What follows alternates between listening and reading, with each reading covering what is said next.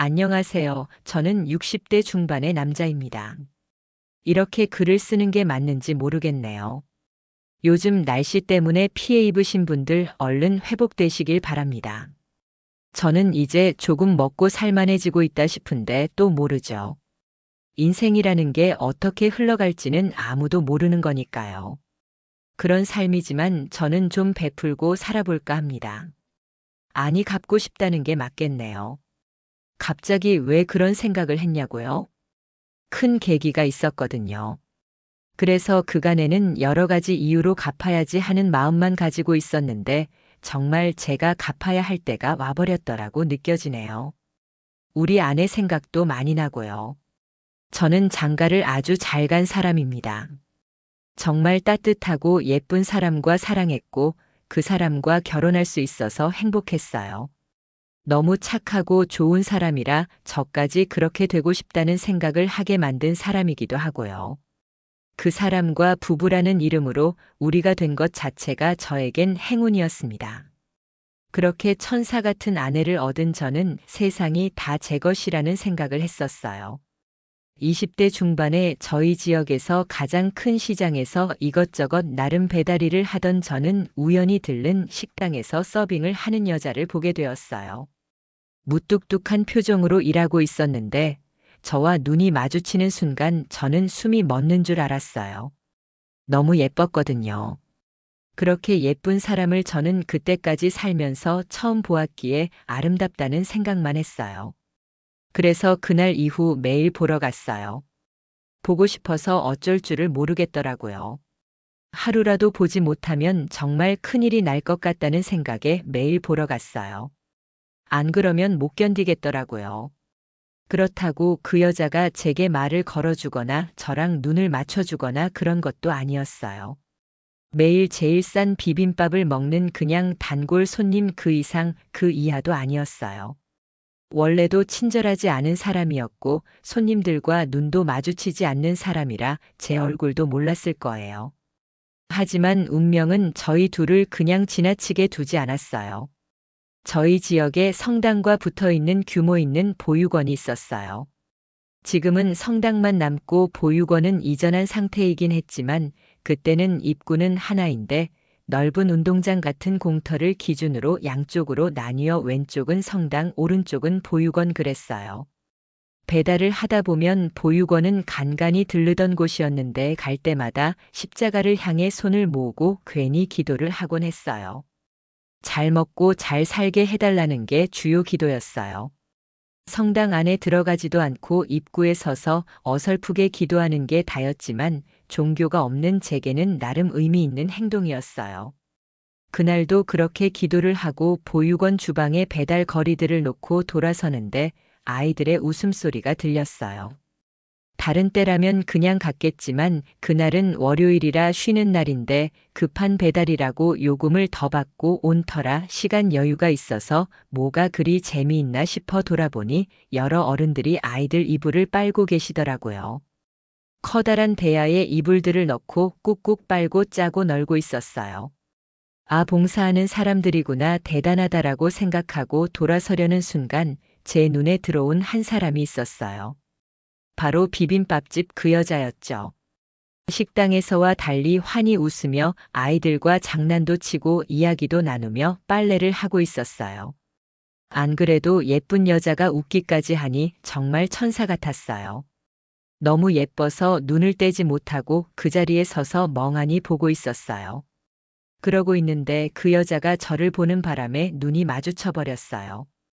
온몸이 굳더니 어떻게 해야 할지 몰라 허둥지둥하고 있는데 그 여자가 제 쪽으로 걸어오더군요. 그러더니 환히 웃으며 봉사하러 오셨어요. 이쪽으로 오실래요라며 저를 이끌더니 아니라고 해야 하는데 아니라고 하지도 못하고 그 여자가 이끄는 대로 끌려가서 빨래가 끝난 이불을 물로 짜기도 하고 널기도 하며 일을 도왔어요. 갑자기 일을 하면서도 그 여자가 저를 향해 웃는 게 더 중요했어요. 한 두세 시간쯤 그러고 있다가 정신이 들어서 돌아가는데 그 여자가 다가와서 2주에 한 번 월요일마다 이렇게 모이고 있어요. 다음에도 시간 나시면 오세요라면서 저를 웃으며 배웅했어요. 꿈인지 생시인지 모를 정도로 좋았어요. 그 여자가 저를 좋다고 한 것도 아니고 알아보고 아는 척을 한 것도 아닌데도 그 여자와 말 한마디 나누었다는 자체가 좋았어요. 그래서 2주 뒤에 보육원으로 향했어요. 그렇다고 비빔밥을 먹으러 가는 것은 아니었어요. 역시나 눈을 내리깔고 일만 하는 그 여자는 저를 아는 척하지 않았어요. 혹시나 하는 기대로 간 보육원에서 만난 그 여자는 웃으며 나오셨네요. 감사합니다라고 말하더라고요. 저는 어쩔 수 없이 그때부터 보육원 봉사를 부지런히 나갔어요. 그런데 가다 보니 아이들이 예쁘더라고요. 처음엔 낯설어만 하던 아이들이 얼굴을 익히자 해바라기 웃으며 따라다니고 조잘거리기도 하고 이것저것 묻기도 하는 모습이 귀여웠어요. 얼른 장가가서 이런 예쁜 아이를 낳고 싶다는 생각을 했죠. 그 여자는 아이들을 정말 살뜰히 보살폈어요. 마치 아이들의 큰 누나가 되는 것처럼 이 아이 저 아이 고루고루 잘 보살펴더라고요. 그렇게 하길 3달쯤 되었을 때 봉사가 끝나고 한 분이 우리 오늘은 뒤풀이 좀 하고 헤어질까요? 다들 맥주 어떠세요? 라고 하면서 동네 호프집으로 자리를 이동하게 되었어요. 다들 한 동네에서 일하고 살다 보니 아는 얼굴도 있고 아주 낯선 얼굴도 있더군요. 거기서 이리저리 끌려다니며 자기소개를 4번째쯤 했을 때 그 여자 곁에 앉을 수 있었어요. 심장은 쿵쾅거리고 술기운은 점점 몰려서 얼굴은 빨개져서 꼴이 말이 아닌 모습이었던 저는 고개도 제대로 못 들고 있었어요. 부끄러웠거든요.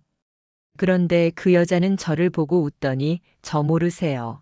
저는 먼저 아는 척하기 창피해서 못했어요. 비빔밥 좋아하시는 분 맞으시죠라고 하더군요. 심장은 더 거세게 뛰고 얼굴은 더 달아올라서 뭐라고 대답을 못하고 있는데 제가 식당이랑 여기랑 너무 다르죠. 식당에서는 괜히 오해 사기 싫어서 일부러 그래요. 자꾸 오해하는 손님이 있어서 식당을 옮겨야 할 때가 있었거든요. 라며 씁쓸한 표정을 지었어요. 그 여자의 말을 듣고 보니 그 여자의 무뚝뚝한 표정이 이해가 가더라고요. 그래서 고개를 끄덕였어요. 그러자 제가 좀 가벼워 보이나 봐요. 제 탓이죠. 그런데 여기는 오면 아이들이랑 있다 보니 안 웃을 수가 없어요. 같이 봉사하시는 분들도 모두 점잖으시고 젊은 사람이 저희 둘뿐이잖아요. 처음 오셨을 때 얼마나 반갑던지라며 깨르르 웃더군요. 아마 술에 약간은 취한 것 같아 보였어요. 하지만 그 여자와 가까이에서 대화를 나눌 수 있는 건 기적처럼 느껴졌기에 그 순간이 끝나지 않기를 바랐어요. 가난한 농부의 아들로 태어나서 군대를 제대하자마자 무작정 서울로 올라와서 여기저기 노동이다 배달이다 여러 일을 전전하다 겨우 정착한 시장이었어요. 가진 돈도 없고 오히려 고향에 남아 계신 어머니께 돈을 붙여야 하는 형편이라 연애는 꿈도 꾸지 않았거든요. 그러다 그 여자를 만나고 생긴 그 연심은 그저 순수하게 동경의 마음이었어요. 뭘 어떻게 되길 바라지 않았죠. 그런데 그런 여자와 가까이 앉아서 이런저런 이야기를 듣게 된 건 정말 꿈만 같은 일이었어요. 그 자체만으로 저는 너무 좋았어요. 하지만 무슨 우여곡절이 있던지 여자는 점점 제게 아는 체를 했어요. 비빔밥을 먹으러 가면 곁들여 나오는 육수를 큰 사발에 주고 달걀 프라이도 2개씩 얹어 주었어요. 밥도 배로 많이 주었고요. 무뚝뚝하게 일을 하다가도 저와 눈이 마주치면 슬쩍 웃고는 했어요. 봉사를 가서도 제 곁에서 일을 하는 그 여자와 저는 점점 많은 대화를 하게 되었어요. 경상도에서 올라왔다는 것 부모님이 모두 살아계시고 딸 부자 집의 막내딸이라는 것 부모가 없는 아이들이 너무 안쓰러워서 봉사를 시작했다는 것. 남자들이 무대포로 들이대서 피하게 되었다는 것 자신에게 먼저 치근거리지 않은 사람은 내가 처음이라는 것 그래서 내가 마음에 든다는 것 등등 여러 가지를 알게 되었어요. 저보다 나이가 3살 많은 그 여자는 그때부터 저를 살뜰히 챙기기 시작했어요. 서로 어려운 처지인 것을 알았지만 둘이 힘을 합치면 더 나은 미래를 맞이할 거라고 여자가 저에게 힘을 실어주면서 우리는 연애를 시작했어요. 쉬는 날이면 가까운 공원에 가서 붕어빵 사 먹고 걸으며 데이트를 했어요. 서로 뻔히 주머니 사정을 아는지라 비싸고 좋은 장소는 못 갔지만 그저 둘이 함께라면 좋았어요. 제가 지내는 자취방에서 라면을 끓여 먹어도 마주보고 웃을 수 있었어요. 그 여자의 집에 가서 비빔밥을 해 먹기도 했죠. 그것도 2주에 한 번이나 가능했어요. 2주에 한 번씩은 봉사를 가서 만났으니까요. 그래도 뭐가 그리 좋은지 우리는 붙어 다녔어요. 그렇게 2년을 만난 어느 날 여자가 우리 언제 결혼해 나 이제 30이야 하더군요. 그동안 알뜰히 모은 덕에 둘이 살림을 합칠 방은 구할 수 있었지만 결혼식은 감히 꿈도 꾸겠더라고요. 그래서 각자 부모님 올라오시고 하고 아내가 일하는 식당에서 잔치 음식만 부탁해서 식사를 하는 것으로 결혼식을 대신했어요. 다른 사람들은 부르지도 못하고 같이 봉사하시는 분들만 모셨어요. 장인어른과 장모님은 제 손을 꼭 붙잡고 우리 미순이 잘 부탁하네라며 부탁을 하셨어요.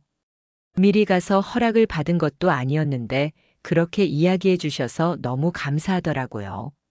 보답해 줄 것도 없이 결혼을 하는 막내딸 서운할까봐 그러신 거였겠지만 저에게는 너무 감사한 일이었어요. 저희 어머니도 아내에게 서로 위하고 살아 그거면 됐다라며 말씀하시고는 눈물을 닦으셨어요. 항상 저만 보면 우시는 분이셨거든요. 도시 나가서 힘들게 일하는 아들한테 매달 돈 받는 것도 미안한데 장가 가는데 아무것도 못 해주는 마음이 좋지 않으셨던 거예요. 저희 누나와 형들은 그저 잘 살라라고 말하고는 각자의 부모님을 챙기느라 바빴어요. 그 사이에서 저와 아내만 신이 났죠. 같이 봉사하시는 분들은 드디어 우리 단체에서도 부부가 맺어졌다고 좋아하셨어요. 그래서인지 기금을 많이 주셔서 음식값을 치르고도 돈이 남았어요. 그 돈은 보육원 아이들 간식을 사서 보내기로 했어요. 여전히 경제적으로 힘들었지만 아내와 저는 부부가 되었다는 것만으로 감사하고 기뻤어요. 그래서 더 열심히 일했고 봉사를 했어요. 그렇게 둘이 열심히 모으다 보니 5년이 지났을 때는 작은 가게 하나를 얻을 정도가 되었어요. 물론 시장에서 얻기는 어렵더라고요. 오가는 인원이 시장보다는 적었지만 잘만 하면 아이들이 들러 먹을 수도 있고 시장에 오가는 사람들도 올 수 있는 그런 위치였어요.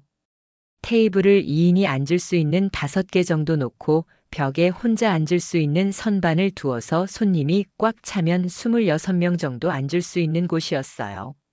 아내는 떡볶이 가게를 열자고 했어요.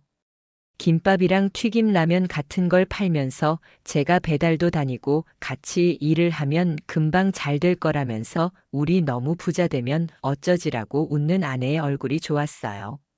항상 웃으며 저에게 힘을 주는 사람이었으니까요. 그렇게 우리는 분식집을 열었어요.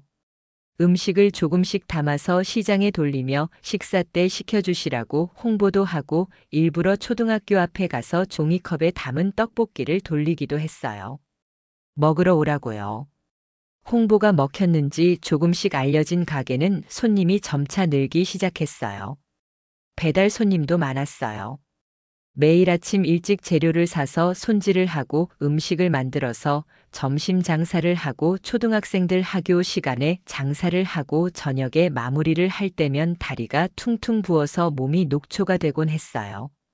그런데도 다음 날을 위해 가게 청소를 하고 정리를 하면 피곤해서 저녁밥도 먹기 싫었어요. 남은 떡볶이나 김밥으로 끼니를 때우는 날도 많았죠. 그래도 좋았어요. 아내와 함께라면 그저 좋았어요. 그 와중에도 아내는 봉사를 꾸준히 다녔어요. 가게를 매일 열어야 하는 상황이라 아내가 보육원 아이들 저녁 준비하러 봉사를 가는 날에는 제가 혼자서 오후 장사를 하곤 했어요. 그러느라 저는 봉사를 가지 못했죠. 원래도 아내가 봉사를 더 열심히 했으니 아내가 대표로 다녀오는 걸로 정했던 거죠. 아내는 힘들어하면서도 봉사를 다녀오면 얼굴색이 달라지곤 했어요. 마음이 착한 사람이라 그런지 착한 일을 하고 오면 표정이 더 좋더라고요. 아내가 없는 동안 저는 더 힘들긴 했지만 아내가 그렇게 좋아하니 저까지 기분이 좋았어요. 그런 아내를 닮은 아이 하나만 생기면 더할 나위 없겠다는 생각을 했어요. 형편이 어렵긴 했지만 아내와 저의 결실이 생기면 얼마나 좋을까 하는 생각이었죠. 워낙 아이들을 좋아하는 아내라 아이들을 잘 키울 거라는 생각을 했어요. 그러던 어느 날 아내가 여보 나 몸이 좀 이상한 것 같아요. 병원에 가봐야겠어요 라더니 아침에 재료 준비를 마치고 나갔어요. 저는 아내가 많이 바빠서 걱정을 하면서도 가게 문을 닫을 수 없어서 지키고 있었죠. 가끔 아침을 못 먹은 이모 삼촌들이 라면이라도 시킬 때가 있었거든요. 병원에 다녀온 아내는 눈이 빨개져서 들어왔어요. 무슨 일이 났나 싶어서 왜 그래 무슨 일이야 어디 많이 안 좋아 하고 물었더니 나 뭐 달라진 거 없어요. 요즘 나 살도 좀 찌고 배도 좀 나오고 잠이 모자라서 힘들었잖아요. 난 피곤해서 그런가 싶었는데 임신이래요. 5개월 됐대요. 그러더니 환히 웃는 아내를 꼭 안아주었어요. 그간 서로 말은 안 했지만 아내도 아이가 생기지 않아서 걱정을 했었는지 제 품에 안겨서 엉엉 울었어요. 그날부터 저는 아내의 일을 덜어주기 위해 더 열심히 일했어요. 아내는 그런 저를 보며 자신이 할 수 있다며 괜찮다고 했지만 저는 하나라도 더 해주고 싶어서 노력했어요. 물론 음식 간이나 양념들은 아내가 봐야 했지만 나머지는 전보다 제가 더 하려고 했었죠. 아내가 30대 중반의 한 임신이다 보니 병원에서도 조심하라고 하셨다고 하더라고요. 아무래도 요즘보다 노산의 기준이 더 낮았던 만큼 아내의 상태를 더 살펴야 했어요. 임신을 알고 얼마 뒤부터 아내의 배는 점점 부풀었어요. 저렇게 커져도 될 만큼 커지더라고요. 얼마나 큰 녀석이 나오려고 저러나 싶었죠.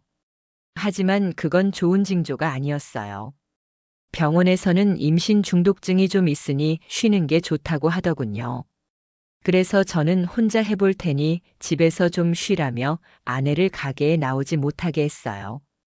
그런데도 아내는 봉사를 빼놓지 않고 다니면서 이렇게 착하게 봉사도 했으니까 아이도 건강하게 잘 나을 거예요 라며 웃곤 했어요. 제가 혼자 가게 일을 보고 난 후 아내의 몸 상태는 조금은 호전되는 듯 보였어요. 머리가 아프다며 가만히 누워있기도 하고 소화를 못 시켜서 헛구역질을 하기도 했지만 그래도 저를 보면 웃어주려고 노력하는 아내가 너무 안쓰러웠어요.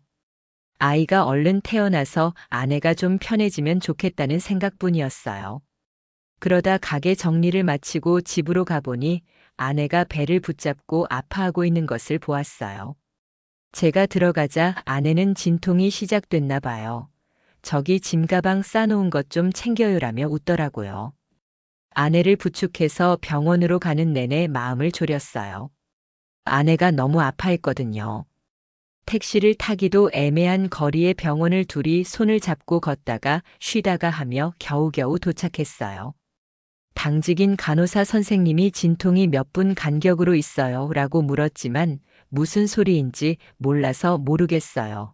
아프대요. 간호사님 제발 저희 아내 좀 살려주세요 라며 애원했어요. 간호사는 아내를 바퀴 달린 침대에 눕히더니 분만실로 데리고 갔어요. 의사 선생님이 따라 들어가시고 분주한 소리가 나더니 간호사 선생님이 다시 오셔서는 진통 간격이 좁아서 곧 아이가 나올 것 같은데. 보호자님이 계세요. 혹시 모르니까 자리 비우지 마시고 여기 꼭 계세요라며 다급하게 다시 분만실로 들어가셨어요. 시간이 얼마나 흘렀는지는 모르겠지만 저는 입이 마르고 속이 타서 발만 동동 구르고 있었어요. 아내의 비명 소리가 들리고 소리치는 의사 선생님과 간호사 선생님들의 움직임에 뭔가 잘못되고 있는 건 아닌지 걱정이 들었어요. 차라리 제가 진통을 할 수 있다면 좋겠다는 생각을 하고 기다렸어요. 그러다 이내 아이 울음소리가 들렸어요. 얼마 뒤 간호사 선생님이 싸게 둘둘 쌓인 아이를 데리고 나와서 제게 안겨주며 공주님이에요. 너무 난산이라서 엄마가 고생하셨어요. 지금 처치 중이고 곧 분만실에서 나오시면 만날 수 있어요 라는 말에 안심이 되었어요. 아이는 한눈에 아내를 닮은 걸 알았어요. 피부 하얗고 눈, 코, 입이 다 큼직한 게 아내와 꼭 닮아 있었어요. 그런 아이에게 안녕 내가 내 아빠다 잘 나왔어. 앞으로 잘 부탁해라고 인사를 하고 다시 간호사 선생님께 안겨드리는 순간 분만실에서 의사 선생님이 나오시더니 아내분이 지금 혈압이 급격하게 떨어지고 호흡이 불균형해서 아무래도 빨리 큰 병원으로 가야겠어요. 간호사 구급차 불러요라며 소리치셨어요. 아내를 다시 만나기만을 기다렸는데 이게 무슨 소리인가 싶어서 멍하니 있는데 분만실 앞에서는 급하게 움직이는 소리만 들리고 의사 선생님과 간호사 선생님들은 더 분주히 움직이셨어요. 무서웠어요. 구급차가 도착했고 저는 실려가는 아내 곁에 따라 탔어요. 아내는 산소 호흡기를 매달고 있었고 아이를 낳기 전보다 더 부은 얼굴로 눈도 뜨지 못한 채 누워 있었어요. 그런 아내의 손을 꼭 잡았지만 아내는 제 손을 잡지 못했어요. 아내의 손은 손가락 하나하나 안 부은 곳이 없었어요. 그런 아내 곁에서 제가 할 수 있는 일은 아내 손을 잡고 눈물을 흘리며 기도하는 일뿐이었어요. 지역에서 가장 큰 병원 응급실에 도착한 아내는 여러 사람들의 손에 이끌려서 다급하게 여러 처치를 받았어요. 저는 그런 아내가 얼른 깨어나서 아이를 보러 가기만을 기다리며 처치받는 모습을 지켜볼 뿐이었어요. 여러 기구들이 오고 의사 선생님이 아내의 가슴팍을 누르며 아내가 숨을 쉴 수 있게 해보셨지만 아내는 깨어나지 않았어요. 아이를 낳으면 아이에게 입히겠다고 베넷저고리도 손수 만들어서 가방에 싸놓았는데 아내는 그 옷을 입은 아이도 보지 못하고 눈을 뜨지 못했어요. 응급처치를 한 의사 선생님은 환자분 같은 경우를 양수색 전증이라고 하는데 이런 경우 예방할 방법이 없어서 고인의 명복을 빕니다 라고 하시더니 고개를 숙이셨어요. 아이만 태어나면 다 해결될 줄 알았는데 아이는 태어났는데 아내는 더 이상 이 세상 사람이 아니었어요. 아이에게 줄 거야라며 퉁퉁 부은 손으로 일기를 쓰던 그 사람은 이제 세상 어디에도 없었어요. 장례를 치르고 아이를 데리러 다시 산부인과에 갔을 때야 저는 울었어요. 장례식장에서 장인어른 장모님 앞에서도 울지 않았던 저는 그 산부인과에 가서야 눈물이 멈추지 않고 쏟아져서 아이처럼 엉엉 울고 말았어요. 아이를 데리고 나온 간호사 선생님도 차마 아이를 건네주지 못하고 서 있다가 아버님이 강해지셔야 해요. 힘내세요. 죄송합니다라며 아이를 제 품에 안겨주시더니 들어가셨어요. 만나러 온 어머니와 장인어른 장모님은 아내를 닮은 아이를 보고 엄마랑 꼭 닮았네라며 눈물을 보이셨어요. 집으로 돌아와서 아이를 방에 눕히고 장인어른과 장모님은 아이는 우리가 데려가겠지. 자네 혼자 이 아이를 어떻게 키워와서 보고 가고 하면 되니까 아이는 우리가 데리고 갈게라고 하셨고 어머니도 내심 그러길 바라시는 것 같았어요. 그런데 저는 차마 아이를 보낼 수가 없었어요. 집에는 아내가 만든 모빌도 있었고 아내가 아이를 위해서 지어놓은 목화솜 이불도 있었는데 아이를 다른 곳으로 보내서 키우고 싶지 않았어요. 말씀은 고맙지만 일단은 제가 해볼게요. 제가 아빠인데 하죠. 왜 못해요. 엄마도 없는데 아빠까지 떨어져 지내게 할 수 없어요라며 말하고는 흐르는 눈물을 주체하지 못하고 또다시 엉엉 울었어요. 그러자 어머니는 고개를 돌려 우셨고 장인어른 장모님은 함께 눈물을 뚝뚝 흘리며 오셨어요.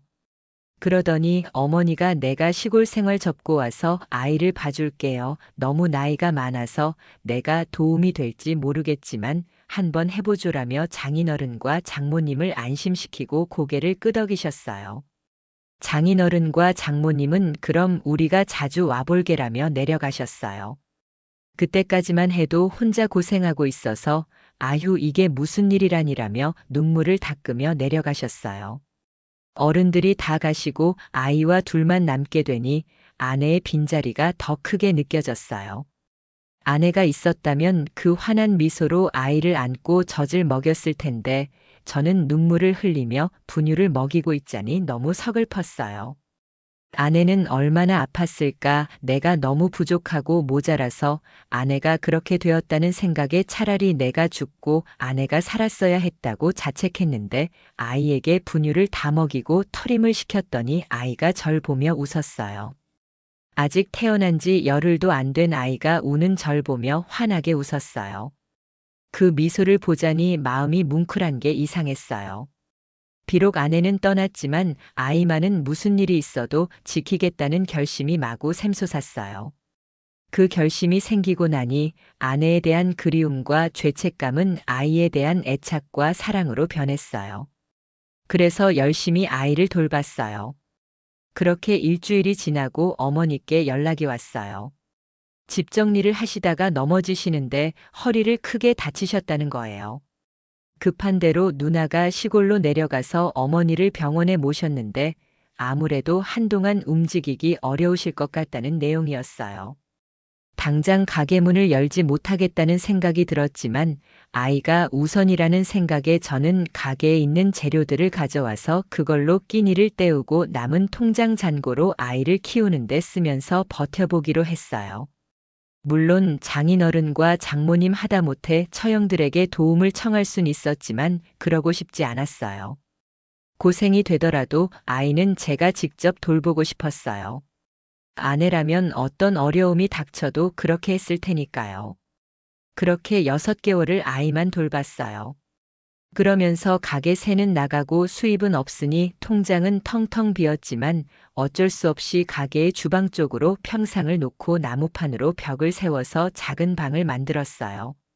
옷가지라고 해봤자 아이 것이 대부분이라 그만해도 지낼 만했어요. 그리고 살던 집을 빼서 정리를 했어요. 전세 기간이 끝나서 이사를 하기도 해야 했는데 짐이 너무 없어서 슬프더라고요.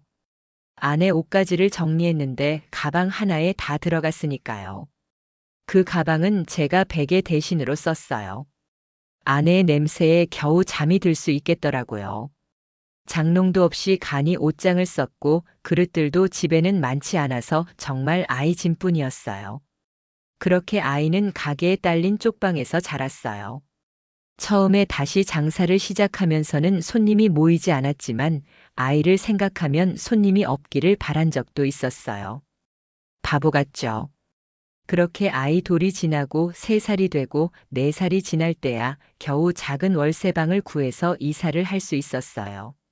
물론 아이는 낮에는 계속 저와 가게에 있었죠. 아이는 그런데도 구김살 없이 잘 자라주었어요. 가르치지도 않았는데 메뉴판을 읽더니 더듬더듬 책도 보더라고요. 공부하는 담을 쌓았던 저인지라 아내를 닮아서 우리 딸이 똑똑하다는 생각에 아이를 잘 키우고 싶었어요. 하지만 형편은 쉽게 좋아지지 않았어요. 그런 저에게 한 줄기 빛 같은 손길이 있었어요. 누구인지는 모르나 누군가가 매달 한 포대씩 쌀을 배달시켜주는 거예요. 아이 돌이 지나고 나서부터였으니까 꽤나 오래 누군지 밝히지도 않고 계속 보내주었어요. 쌀집에 가서 물어보기도 했지만 말하지 말라는 당부가 있었다면서 묻지 말라고만 하더라고요. 궁금했지만 저에게는 큰 도움이었다지라 더 이상 찾지 않고 먼저 나타나 주길 기다렸어요. 막연히 아내와 저를 아시는 봉사단체에서 보내주시겠어요 싶어서 더 찾지 않은 것도 있었어요. 그저 그 쌀로 아이에게 밥이나 잘 먹이자 싶었어요. 아이는 제 바람대로 씩씩하고 총명하게 잘 자랐어요. 특별히 뭘 가르치거나 해준 게 없는데도 어찌나 총명한지 동네에서 소문이 날 정도였어요. 초등학교에 들어갈 무렵에는 한자도 술술 외우고 글쓰기 대회에 나가서도 상도 꼬박꼬박 받아왔어요. 미술 대회에서도 상을 타고요. 체육 시간에도 지기 싫어해서 열심히 잘한다며 담임 선생님께서 요 아이가 나중에 뭐가 돼도 되겠어요. 아버님이라며 입에 침이 마르도록 칭찬해 주셨어요. 아이는 정말 남 탓할 데 없이 착하고 예쁘게 잘 자라주었어요. 엄마가 있었다면 더 잘 키웠을 아이라는 생각에 저는 항상 아이에게 미안했어요. 제가 고생만 시키지 않았다면 아내는 그렇게 죽지 않았을 것 같았거든요. 가영이가 중학생이 되고서야 저는 아이 학원을 겨우 보내줄 수 있었어요. 아이가 영어가 좀 부족한 것 같다며 학원에 다녀보고 싶다고 했거든요. 그제야 부모 노릇을 좀 하는 것 같아서 얼마나 기뻤는지 몰라요. 그러는 와중에도 쌀은 매달 한 포대씩 도착을 했어요. 이제는 그 도움 없이도 지낼 수 있을 것 같아서 봉사단체 회장님께 연락을 드렸어요. 아니, 우리는 그런 것까지 생각을 못했네. 글쎄, 누굴까라며 아니라고 하시는 거예요. 우리에게 이렇게 보낼 사람이 없는데 궁금해졌어요. 쌀집에 가서 이제는 쌀 안 보내줘도 되니까 배달하지 말라고 말했더니 그게 우리도 곤란한 게 그 사람이 계좌로 돈을 보내요. 무통장 입금으로 아저씨네 가게 이름만 적어서 우리는 쌀을 보낼 수밖에 없어요. 그러지 말고 잘 생각해봐요. 이렇게 오래 쌀을 보낼 것 같으면 아마 사정 다 아는 사람 같은데라고 하더라고요. 아무리 생각해도 우리에게 말도 없이 오래 쌀을 보낼 사람은 없었어요. 언젠가는 쌀 보내는 사람이 나타날까 싶어서 언제부터 받았는지 적어놓고 나중에 갚겠다고 생각했어요. 그렇게 시간은 또 흘렀어요. 분식점은 약간 넓혀서 가까운 거리로 옮겨갔어요. 집도 방 2칸짜리 전세로 이사를 했죠. 딸아이는 고등학생이 되었어요. 아이는 고등학생이 돼서도 공부를 열심히 했어요. 잘하는 아이들만 모아놓은 반에 들어가서 거기서도 잘하는 축에 끼는지 욕심을 내서 잠도 줄여가며 공부했어요. 혹여나 체력이 떨어질까 걱정돼서 보약도 먹이고 끼니마다 좋다는 걸로만 먹였어요. 아빠, 이걸 나만 먹어. 아빠도 먹어. 아빠가 건강해야 내 뒷바라지도 하지. 아빠 쓰러지면 나는 어떻게 해라며 웃는 얼굴이 꼭 제 아내를 닮은 아이를 저는 끝까지 잘 키워서 대학도 보내고 취직도 시키고 시집도 보내야 했어요. 그래야 나중에 아내를 만나게 돼도 부끄럽지 않을 것 같았어요. 그래야 제 잘못을 아내가 이해해 줄 것 같았어요. 하지만 아이가 자랄수록 저는 더 많은 행복과 보람과 사랑을 받았고 좋았어요. 그럴수록 아내에게 더 미안했죠. 그래서 매일 일기를 썼어요. 나중에 제 생이 끝나면 같이 화장해달라고 하려고요. 그렇게 가져가서 아내에게 나 역시 마음이 편치 않았다는 걸 알려주려고 했어요. 그런데 끝내 마음에 걸리는 건 그 쌀이었어요. 가게를 이전했는데도 꼬박겜박 날짜도 어기지 않고 도착했거든요. 누군지 알아야 보답을 하던 감사 인사를 하던 할 텐데 도대체 누군지 떠오르지가 않았어요. 감사히 먹을 때는 잘 몰랐는데 여유가 생기고 나니 더 궁금해지더군요. 갚을 능력이 되는데 갚을 길이 없다 보니 더 조바심이 나더라고요. 그럼에도 섣불리 행동할 수 없어서 기다리는 수밖에 없었어요. 딸아이가 아빠가 모르게 누구 돕고 잊어버린 거 아니야. 그 사람은 그게 고마워서 보낼 수도 있잖아요. 기다려봐요. 나타날 거야 라고 말하는데 그 말도 일리가 있더라고요. 그래서 좀 더 지켜보기로 했어요. 그 감사한 쌀로 우리 딸에게 맛있는 밥을 지으면서 우리 딸은 그분이 보내주신 쌀로 지은 밥으로 키운 애다 보니 아이가 건강하고 똑똑한 것도 다 그 덕분인 것 같아서 더 감사하다는 마음을 갖기로 했어요. 아이도 자신이 나중에 돈을 벌면 누군가 돕는 일부터 하겠다고 말할 정도로 저희 부녀는 그분의 감사함을 항상 마음속에 품고 있었어요. 딸아이의 고등학교 시절은 정말 정신없이 흘렀어요. 입시 공부를 하는 기간이다 보니 항상 급했어요. 그래서인지 시간은 순식간에 흐른 것처럼 흘렀어요. 그리고 아이는 마침내 본인이 원하는 대학에 원하는 과에 입학하게 되었어요. 아이가 다니던 고등학교에서 붙인 현수막에 적힌 딸아이의 이름이 자랑스러워서 사진으로 찍었어요. 그리고 사진으로 뽑아서는 제 일기에 붙였어요. 나중에 아내에게 보여주려고요. 아내는 안아보지도 못한 예쁘고 착한 우리 딸이 이렇게 훌륭한 대학생이 된 순간을 빠짐없이 보여주고 싶었거든요. 저는 그저 아내 대신 아이를 돌보는 사람이라는 심정으로 모든 걸 기록하고 사진을 찍었어요. 딸은 그런 저에게 아빠 엄마도 하늘나라에서 다 봐, 뭘 그렇게 해라면서도 사진 속에 제 아내의 얼굴을 눈에 담고 또 담는 걸 봤어요. 엄마가 없어서 외롭고 서러운 날들이 분명 있었을 텐데도 저에게 한 번도 표하지 않고 잘 자라서 명문대생이 된 딸이 자랑스러웠어요. 고맙기도 하고요. 그렇게 아이가 대학에 진학하고 얼마 지나지 않아서 쌀이 오지 않기 시작했어요. 누군지 알지도 못했는데 쌀이 오지 않으니 당황스러웠어요. 그래서 쌀가게 가서 물으니 안 그래도 여기 이거 봐, 한 번도 이름이 찍힌 적이 없었는데 이렇게 기석이라고 적혀 있지 않은 이름이야. 이걸 끝으로 돈이 안 들어와라고 하더군요. 하지만 아무리 되새어봐도 저는 모르는 이름이었어요. 그래서 봉사단체 회장님께 여쭤보니 기석이 어디서 들어봤는데 기석이 맞다. 철순 씨 봉사 못 나올 때 미순 씨가 유난히 챙기던 고등학생 남자애가 기석이었어. 보육원 수녀님께 여쭤보면 되겠네라고 하시더라고요. 드디어 쌀을 보내준 고마운 사람을 찾았다는 생각에 가슴이 두근거렸어요. 보육원으로 가서 원장 수녀님께 여쭈어보며 기석이를 아시는지 물었어요. 그러자 굉장히 슬픈 표정으로 안타깝게도 얼마 전에 하나님의 곁으로 갔습니다라고 이야기하더군요. 머리가 쭈뼛 서고 가슴이 쿵하고 내려앉는 느낌이었어요. 혹시 가족분들을 만나볼 수 있을까요? 꼭 만나야 합니다라며 겨우 정신을 붙들고 물었어요. 그 사람이 없다면 그 가족에게라도 감사 인사를 해야 했어요. 여기서 같이 자란 율리아나와 결혼을 했어요. 그리고 아들을 낳고 살다가 그만 율리아나에게 연락해보고 제가 다시 연락드릴게요라고 하시더라고요. 그리고 다음 날 그 가족들이 만나보고 싶다고 하셨다는 연락을 받고 다음 쉬는 날 딸아이와 함께 그 집으로 향했어요. 과일 바구니와 그간 받은 쌀값에 훨씬 못 미치지만 얼마의 돈을 챙겨갔어요. 조의금이라도 하고 싶었거든요. 주소에 적힌 대로 도착해서 계세요 하고 문을 두드리니 초등학교 5, 6학년 정도 되어 보이는 남자아이 하나가 나와서 보더니 엄마 손님 오셨어요 하고 소리를 치더니 문을 열어주었어요. 문 안으로 들어서는데 반지하에 주방과 방 하나가 딸린 집에 살고 계시더라고요. 한 여자분이 오셨어요. 감사분식에서 오신 거죠라고 말을 하는데 20년 전 저를 보는 것 같다는 생각을 했어요.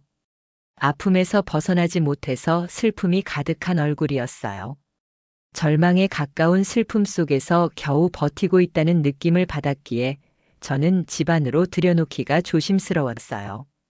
딸아이는 그런 제 마음을 읽은 건지 제 어깨를 감싸며 안으로 천천히 인도해 주었어요. 여자분의 안내대로 방에 마주보고 앉아서 뭐라고 해야 할지 모르겠어서 당황하고 있는데 아이 아빠가 쌀을 계속 보냈죠. 미순이 이모가 그렇게 되셨다는 소식을 뒤늦게 알고 나서 너무 괴로워했어요. 그래서 돈을 벌자마자 제일 먼저 한 게 아저씨네 쌀을 보낸 거예요. 하늘이 두 쪽이 나도 그건 해야 한다면서 그렇게 꼬박꼬박 쌀값을 보내더라고요. 우리의 운동화 살 건 밀어도 그건 안 밀었어요 라며 허탈하게 웃으며 말을 시작하더라고요. 근데 그건 할 수밖에 없었어요. 미순이 이모한테는 그래야 했거든요. 기석이가 고등학교 때 유난히 왕따를 심하게 당했어요. 애가 여리고 순한데 부모가 없으니 학교에서 애들이 엄청 괴롭혔어요. 그런데 그걸 미순이 이모가 알아보고 기석이 잘못될까봐 엄청 챙겼어요. 아시는지 모르겠지만 학교로 쫓아도 가시고 걔들 부모 만나서 따져주고 기석이는 아마 미순이 이모 아니었으면 더 일찍 나쁜 생각 먹고 해서 안 되는 선택을 했을 거예요. 라더니 눈물을 찍더라고요. 미순이 이모가 그렇게 적극적으로 나서줘서 학교 일이 어느 정도 해결이 되고 기석이는 그때야 정상 생활을 할 수 있게 되었어요. 그래서 미순이 오시는 날마다 아기 태어나면 보여달라며 그렇게 좋아했었는데 이모 그렇게 되시고 정말 괴로워했어요. 자기가 할 수 있는 게 없다면서 며칠을 울었거든요. 그러다 저희 독립하는 시기 돼서 졸업도 하기 전에 나가더니 공사장으로 다닌다고 하더라고요. 그러더니 미순이 딸한테 쌀 보냈다면서 엄청 좋아하더라고요는 취미도 없이 돈 벌어서 매달 그 쌀 보내는 재미에 살았어요. 물론 보시다시피 저희 형편도 안 좋지만 그것까지 못하게 할 수가 없더라고요라고 말하고 여자분은 한동안 눈물을 흘렸어요. 저와 딸아이도 함께 눈물을 흘리며 조용히 기다렸어요. 그러다가 한 4개월 전쯤에 공사장에서 떨어져서 다리를 다쳤어요. 상처가 꽤 깊어서 소장님이 돈 주면서 치료받으라고 할 정도로요. 그런데도 쉬지를 않고 일을 가더라고요라고 하더니 숨이 가빠진 여자분은 다시 천천히 숨을 고르고 말을 했어요. 저는 걱정되니까 일 가지 말고 좀 쉬라고 했더니 웃으면서 저한테 돈을 주고 쌀값 좀 보내달라고 하더라고요. 그래서 저는 당연히 기석이 이름으로 보내는 줄 알고 그렇게 했어요. 그러더니 그날 저녁에 와서 너무 피곤하다고 너무 졸리다 하면서 돌아 누웠는데 그 길로 못 일어났어요. 응급실에서는 상처가 깊어서 폐혈증이 왔다고 왜 이 상태가 될 때까지 병원에 안 왔냐고 하더라고요. 바보 같은 게 은혜 갚을 줄만 알고. 제 몸은 보살필 줄 몰랐던 거예요. 저랑 애는 어떻게 하라고 하면서 우는데 저와 딸아이도 흑흑 소리를 내며 울어버렸어요. 그동안 우리가 먹은 그 감사한 쌀이 이 가정에는 어느 금덩이 못지않은 가치를 지닌 것을 알았기에 그 감사함이 몇 배로 더 크게 느껴져서 어떻게 해야 할지 모르겠더라고요. 이제라도 알았으니 그 감사함을 돌려드릴 차례였어요. 저기 이런 말 어떻게 들릴지 모르겠지만 제가 아이 크는 동안 돈을 좀 보낼게요. 저희도 형편이 나아졌지만 다 책임질 만큼은 아니라서 한 달에 60만 원씩 보낼 수 있을 것 같아요라고 말을 했어요. 제 말을 들은 여자분은 눈이 커다랗게 되었다가 다시 흐느끼더니 너무 감사하지만 제가 어떻게 해라고 하기에 보내주신 덕에 우리 딸이 이렇게 잘 자랐고 명문대도 갔어요. 다 기석 씨의 정성 덕분이죠. 이제는 제가 갚을게요. 저는 형편이 더 나을 때 갚는 거니까 부담 갖지 마세요. 더 도움이 못 되어서 죄송합니다라고 말하는데 딸아이가 제 손을 꼭 잡더니 웃었어요. 웃는 얼굴을 보자니 아내가 칭찬해 주는 것 같아서 기분이 좋아졌어요. 과일 바구니와 가져간 돈을 들이고 돌아서서 나오는 발걸음이 가벼웠어요. 딸은 아빠 진짜 멋있어라며 웃는데 아빠가 아니고 엄마가 멋있지 아까 들었지 그 덕을 너랑 아빠가 봤으니까 아빠가 다시 갚는 게 맞지 그 은혜를 어떻게 다 갚겠네라고 답했어요. 그러곤 아내가 너무 보고 싶어서 눈물이 나더라고요. 그리고 그 다음 날부터 기석 씨의 집으로 매달 돈을 보냈어요. 약속대로 60만 원씩 보낼 때도 있고 여유가 되면 더 보낼 때도 있었죠. 기석 씨처럼 저도 그 일로 취미 삼아서 일을 했어요. 딸아이 등록금은 장학금을 타더라고요. 기석 씨 아내분도 열심히 사시더라도 그 아들도 저희 아이와 같은 대학에 얼마 전 입학을 하고 다니는 중이에요. 차자는 한지 모르지만 취직하면 저희에게 은혜를 갚겠다고 하는 걸 저희처럼 힘든 사람에게 갚아달라고 했어요. 가끔 떡볶이나 먹으러 와서 얼굴이나 보자고 했고요. 이 정도면 아내를 다시 만날 때 수고했다는 말 들을 수 있을까요? 꿈에라도 나와서 그 웃는 얼굴 좀 보여줬으면 좋겠어요. 글을 쓰면서도 아내가 보고 싶어서 눈물만 나네요. 아내가 무척 그리운 밤이에요. 여러분들은 소중한 사람이 곁에 있을 때 그 마음을 충분히 나누시길 바라요. 나중에 해야지 하고 미루다가 저처럼 후회하실 수도 있으니까요. 저는 그 후회를 앞으로도 또 베푸는데 쓸 계획이에요. 아내한테 칭찬받고 싶어서요. 사연 읽어주셔서 감사해요. 모두 행복하시길 바라요.